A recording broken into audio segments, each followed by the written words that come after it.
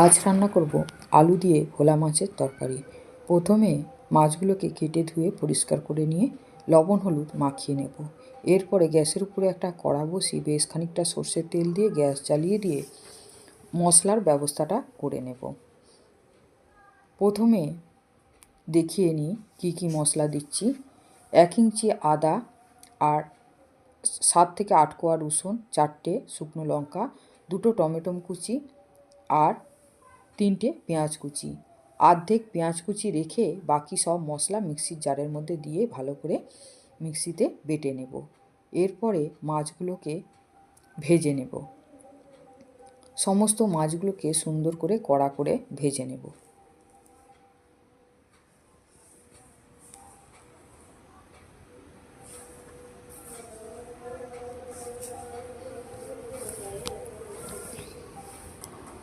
মাছ ভাজা হয়ে গেছে। ওই তেলের মধ্যে একটা তেজপাতার ফোড়ন দিয়ে বাকি অর্ধেক যে পেঁয়াজ রেখেছিলাম সেই পেঁয়াজ কুচিটা দিয়ে দেব। দিয়ে ভালো করে নেড়ে চেড়ে ভেজে নেব। এরপরে 4টে আলুকে লম্বা লম্বা করে কেটে রেখেছি, সেই আলুগুলোকে দিয়ে ভালো করে তেলের মধ্যে ভেজে নেব। এরপরে বেশ কিছুক্ষণ ভাজার পরে 1/2 চামচ চিনি দিয়ে নেড়ে নেব। 1 চামচ হলুদ গুঁড়ো দেব আর মিক্সির জারে বেটে রেখেছিলাম সেই মশলাটা পুরো দিয়ে দেব। দিয়ে ভালো করে নেড়ে চেড়ে নেব।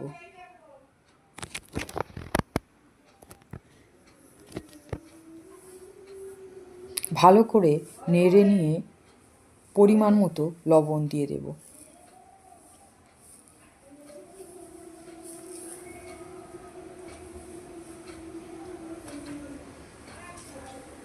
এরপরে আরেকটু নেড়ে নিয়ে ঝোলের জন্য জল দিয়ে দেব। মিক্সির জারের মধ্যে অনেকটাই মশলা লেগেছিল, ওই জলটা দিয়ে দেব। দিয়ে ঝোলের মতো পুরো জল দিয়ে দেব।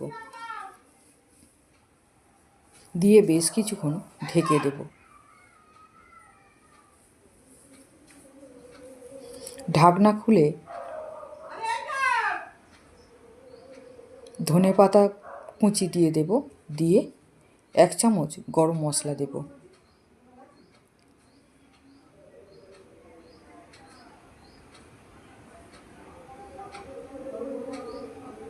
ভেজে রাখা মাছগুলো ঝোলের মধ্যে ভালো করে সাজিয়ে দেব।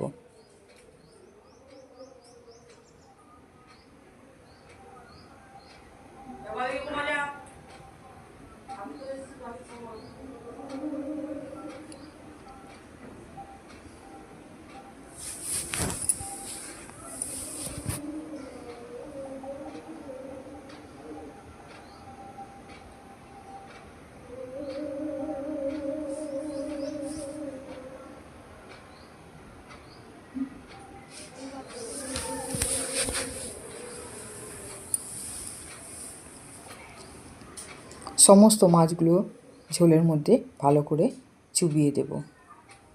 দিয়ে একটু টাইম ফুটিয়ে তরকারি নামিয়ে নেব। আমার রান্না যদি ভালো লাগে আমার চ্যানেলে একটা সাবস্ক্রাইব করে দেবেন, কমেন্ট করে জানাবেন, তাহলে আমার খুব ভালো লাগবে। এই